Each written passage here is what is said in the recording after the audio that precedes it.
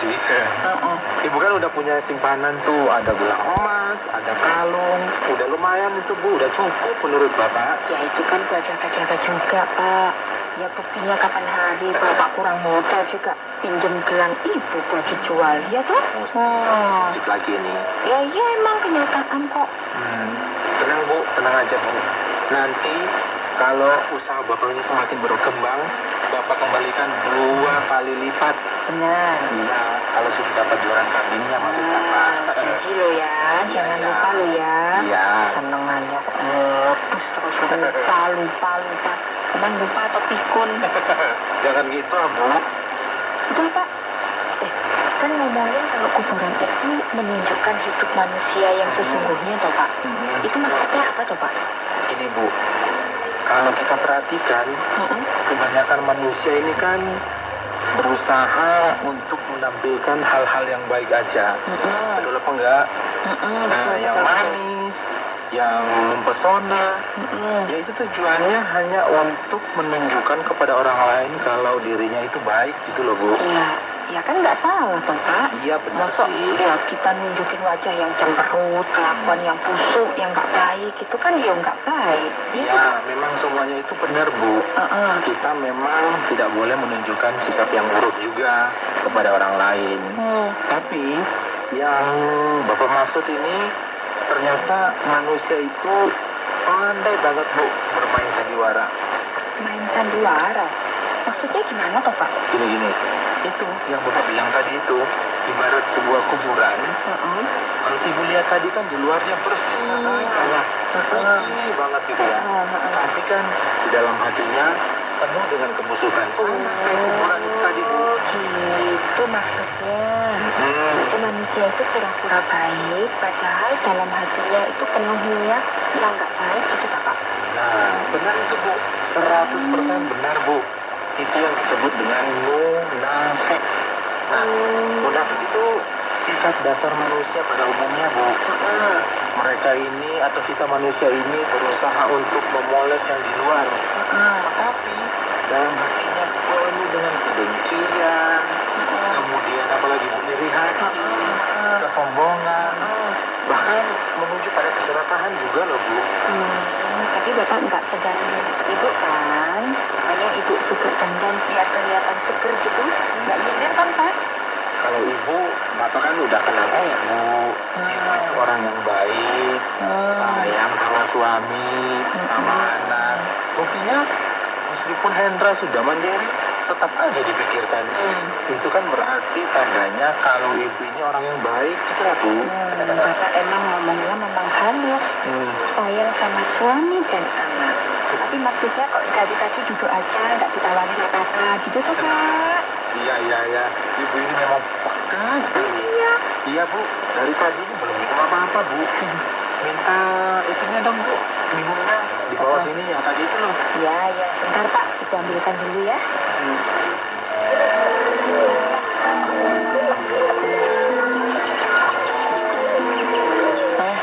Ini Pak, teh sama air mineralnya. Ibu juga bawain roti nih, kan enak dicelup sama teh. Wah, mantap banget Bu. Terima kasih loh Bu. Kalau begini kan tambah semangat ngobrolnya. Terus gimana cerita yang tadi itu Pak? Manusia yang munafik itu loh gimana? Oh, tentang manusia munafik. Ya itu, kita semua sebagai manusia berdosa ini pasti kan nggak lepas dari sikap yang munafik itu loh Bu. Oh iya. Nah, kita semua ini pasti berusaha untuk menunjukkan apa yang baik. Ya itu, tetapi hanya di luarnya aja Bu. Kita nggak tahu sebenarnya dalam hatinya itu tulus apa enggak sih, gitu loh. Oh iya Pak. Apa itu? Itu kan ngobrol sama Bu Musna. Apa tuh? Ternyata Bu Musna tuh Pak lagi ada masalah sama Bu Wati loh. Oh iya tak? Iya. Tapi pas ketemu kok bisa ya Pak ya, tertawa terus salam-salaman gitu, seolah-olah nggak ada masalah gitu loh Pak. Padahal tahu nggak Pak, kalau ibu hanya berdua sama dia, Buati dijelek-jelekin Pak. Aduh. terjadi. Iya, beneran. Nah, itu Bu. Itu benar. Itu salah satu contoh yang disebut dengan munafik itu, Bu. Di depan kan kayak kelihatan baik banget gitu ya. Kayak malaikat gitu. Iya. Di belakangnya menusuk seperti malaikat maut, Bu. Nah, iya, benar. Ya itu, seperti yang Ibu ceritakan itu tadi tentang Bu Mirna. Di depan kan nampak bersahabat gitu ya. Iya. Di belakangnya kita nggak tahu dijelek-jelekin sampai welek pokoknya, Bu. Iya, benar loh, Pak. Tapi kan itu orang lain, Pak. Kalau kita kan nggak kayak gitu ya, Pak ya. Nah, siapa bilang, Bu? Coba sekarang Bapak tanya. Ibu pernah nggak seperti itu? Ayo. Kok malah tanya ibu? Kakak gimana coba? Masih ingat sama Pak Haji dulu? Tiap hari dijelek-jelekin. Pas ketemu sama kayak malaikat. Ngomongnya, hei, serana. Nah, itu kan untuk urusan bisnis, Bu, biar lancar. Kita ini harus bisa menjaga etika dan sopan santun gitu loh, Nong. Iya sih, bisnis iya. Tapi kalau di belakang masih suka kan jelek-jelekin, ya sama aja dong Pak. Kita itu munafik. Ternyata kita sama aja ya, Bu ya. Iya. Nah, jadi kita sama aja ibaratnya kuburan yang dilabur pakai bersih. Padahal di dalam hati itu penuh dengan kedengkian, penuh dengan dendam gitu loh, Bu. Itulah Pak, kita senang banget ngasih contoh dari orang lain. Tapi kita sendiri juga kayak gitu. Setuju itu Bapak, Bu. Betul. Ternyata tidak ada manusia yang benar-benar murni hatinya, Bu. Semuanya itu udah dipenuhi dengan kegelapan. Dan kita ini berusaha tampil baik aja. Padahal banyak kejahatan yang kita sembunyikan gitu loh, Bu. Tapi Bapak nggak sedang menyembunyikan sesuatu dari Ibu kan? Enggak. Tidak ada, Bu. Bapak kan selalu itu, Bapak itu selalu terbuka semuanya sama Ibu. Coba pinjam HP-nya, kita cek dulu. Jangan ada yang disembunyikan ini. Aduh. Udah kan, apa ini? Tuh kan, Ini ada chat sama Pak Rido. Pak Eko sudah saya transfer pembelian kambing. Nah, ini apa? Coba ini apa? Enggak gitu, Bu. Apa ya? Bapak ini lupa, Bu. Lupa. Serius, Bapak ini lupa. Rencananya Bapak itu mau kasih kejutan gitu loh. Ternyata Ibu sudah beri kejutan terlebih dahulu. Emang bener kok, manusia itu senengannya memang nggak jujur. Bu, apa ya? Ayo, udah pulang. Nanti kita selesaikan di rumah. Baik, Bu. Ayo pulang yuk. Ayo sudah.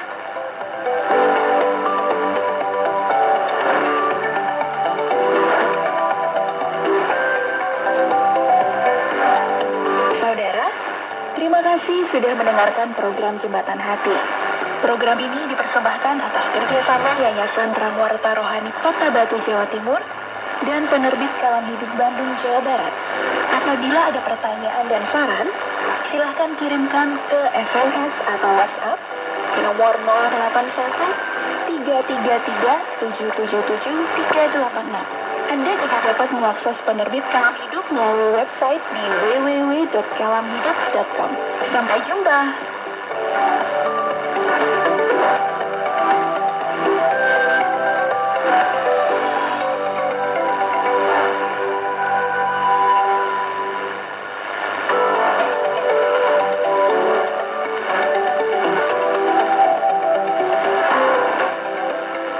Shalom sahabat, jumpa kembali kita dalam program Jembatan Hati. Topik menarik yang penting untuk kita bahas hari ini, sahabat, yaitu munafik. Mari kita simak bersama narasi berikut ini.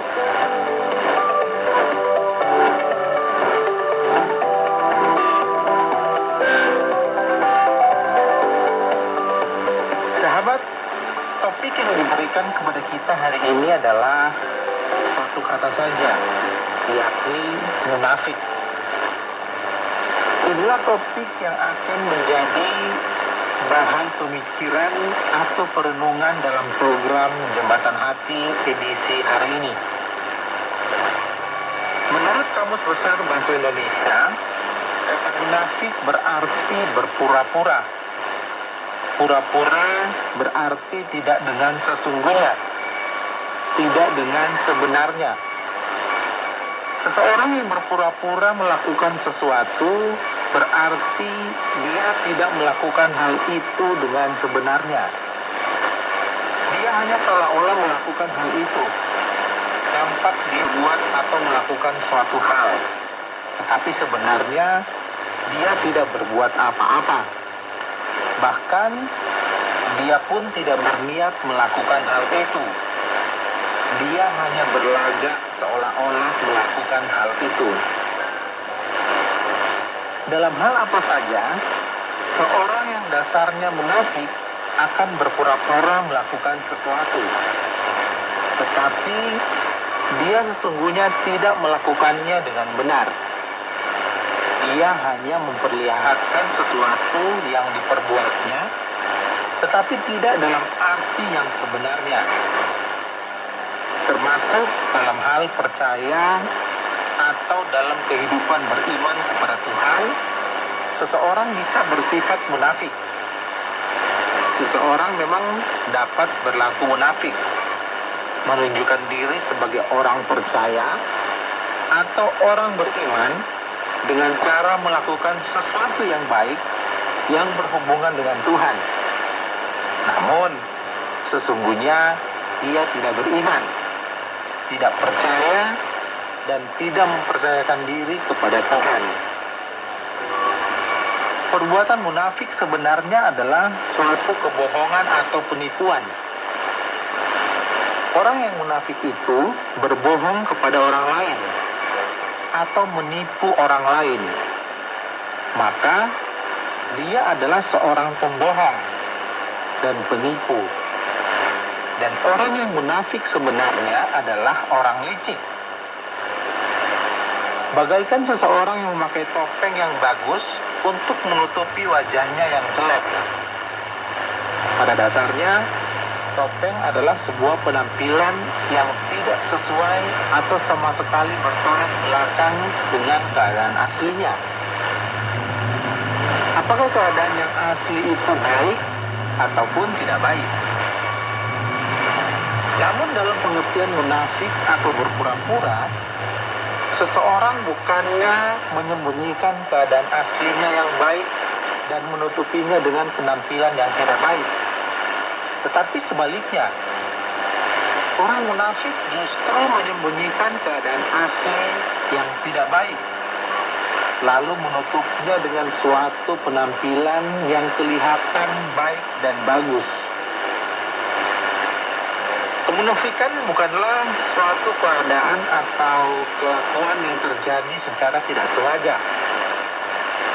Orang yang munafik adalah orang yang dengan sengaja dan dengan usaha yang direncanakan betul-betul melakukan sesuatu yang akan tampak baik dan bagus di mata orang lain. Tetapi dengan tujuan agar orang lain tidak mengetahui apa yang sesungguhnya ada dan terjadi pada dirinya. Sebagai contoh, seorang karyawan di sebuah kantor sudah dikenal sebagai orang yang malas dan tidak bertanggung jawab. Orang ini tidak melakukan tugasnya dengan benar.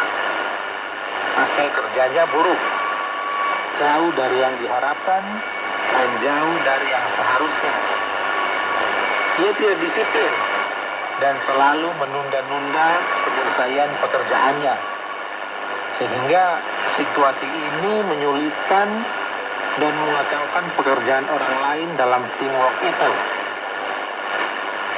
Sangat mengganggu dan bahkan merusak suasana kerja dalam teamwork itu. Dan akibatnya, seluruh tim pun secara bersama-sama tidak bisa mencapai kualitas terbaik dalam pekerjaan mereka. Juga tidak dapat memenuhi target waktu penyelesaian pekerjaan mereka. Tetapi, jikalau orang itu berada di hadapan pengawasan supervisor, orang itu akan menunjukkan diri sebagai pekerja yang baik. Ia nampak bekerja tidak mengenal lelah, lalu cepat bergerak. Ia kelihatan disiplin dan penuh semangat. Apapun yang dikerjakan atau diusahakannya untuk mencapai hasil yang baik. Tapi sesungguhnya ini adalah sebuah sandiwara. itulah orang munafik dengan perbuatan munafiknya. Sahabat, demikian program Jembatan Hati kali ini. Kita sudah membahas topik tentang munafik. Semoga ini bisa mencerahkan kita semuanya dan menguatkan iman kita semuanya. Saya, Karlon Malanguna pamit. Shalom.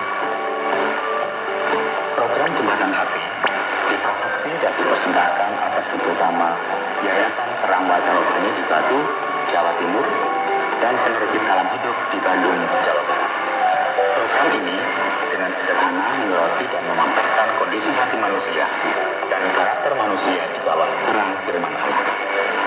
Apabila Anda memiliki pertanyaan dan saran berhubungan dengan program ini atau berespon terhadap topik program hari ini, Anda dipersilakan untuk menyampaikan melalui WhatsApp ke nomor 081 333 777 386. Anda dapat juga mengakses program ini ke website Penerbit Kalam Hidup, yaitu www.kalamhidup.com. Terima kasih atas perhatian Anda.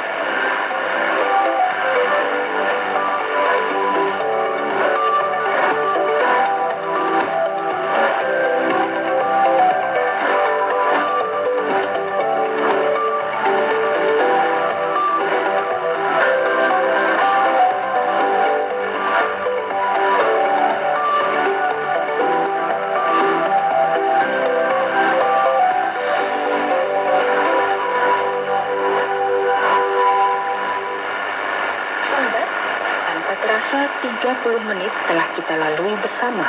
Saya mengajak Anda untuk tetap mendengarkan program Jembatan Hati, sebuah program yang berbicara tentang Allah Pencipta dan manusia sebagai umat ciptaannya.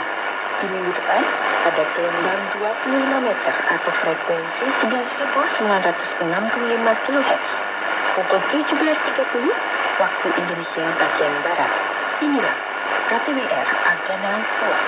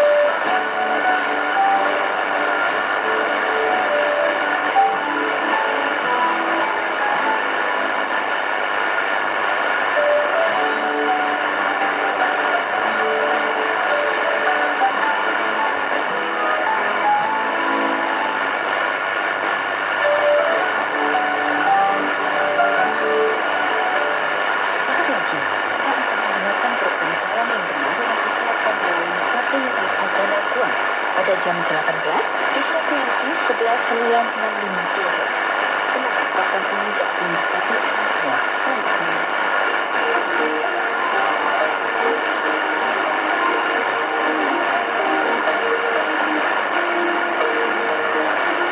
Salam kasih dan selamat berjumpa kembali di program yang benar.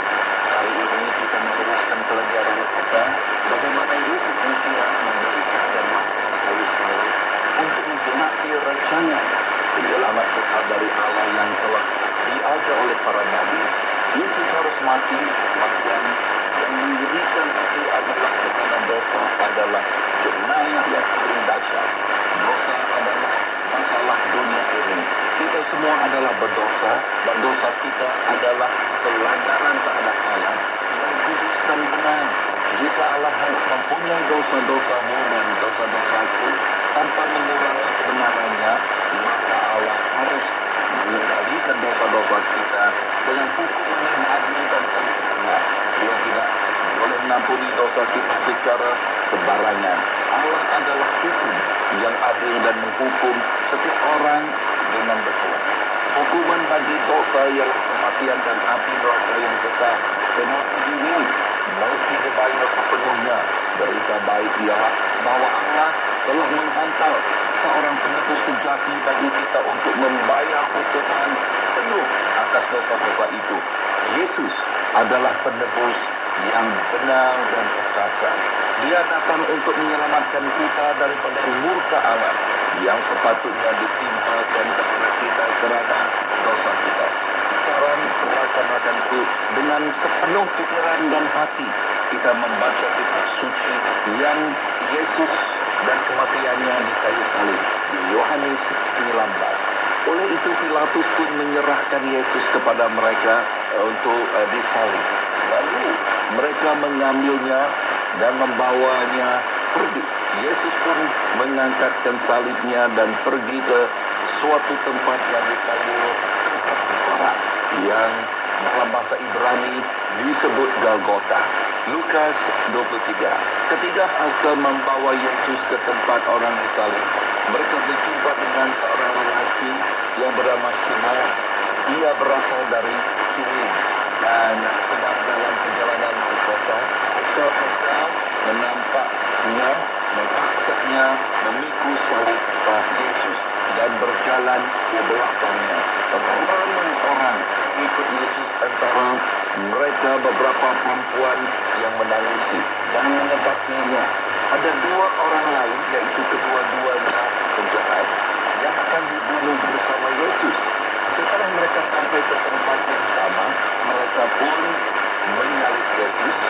Dan kedua-dua orang penjahat itu, seorang di sebelah kanan dan seorang di sebelah kiri. Yesus berkata, "Ya Bapa, ampunilah mereka kerana mereka tidak tahu apa yang dilakukan mereka." Mereka membagi-bagikan pakaiannya dengan membuang undi. Orang ramai yang berdiri di situ memandang kesengaja sementara para pemimpin masyarakat menyanyikan. Orang lain diselamatkan biar dia menyelamatkan dirinya. Sekarang, jika dia sesungguhnya Kristus yang dipilih oleh Allah, asal juga mengolok-olokkan Yesus, mereka menghampirinya dan membawa air anggur masam kepadanya. Kami berkata, "Jika engkau raja orang Yahudi, selamatkanlah dirimu." Yohanes 19. Pilatus memerintahkan supaya satu catatan ditulis dan meletakkannya di atas salib itu. Tulisan itu berbunyi, "Yesus, orang Nazaret, Raja orang Yahudi." Ramai orang Yahudi membaca tulisan itu kerana tempat Yesus disalibkan itu dekat dengan kota dan tulisan itu dalam bahasa Ibrani. Ketua Imam Yahudi pula berkata kepada Pilatus, "Janganlah tulis Raja orang Yahudi, tetapi tulislah." Dia berkata, "Dia Raja orang Yahudi." Pilatus menjawab, "Apa yang sudah ditulis itu sudah ditulis." Setelah menyalib Yesus askar-askar mengambil pakaiannya, dibagikan 4 bahagian untuk setiap askar. Mereka mengambil jubahnya juga. Jubah itu berkelin seluruhnya dianyam dari atas. Oleh itu, mereka berkata kepada sesama sendiri, "Jangan kita koyakkan, kita buang undi untuk menentukan siapa yang dapat."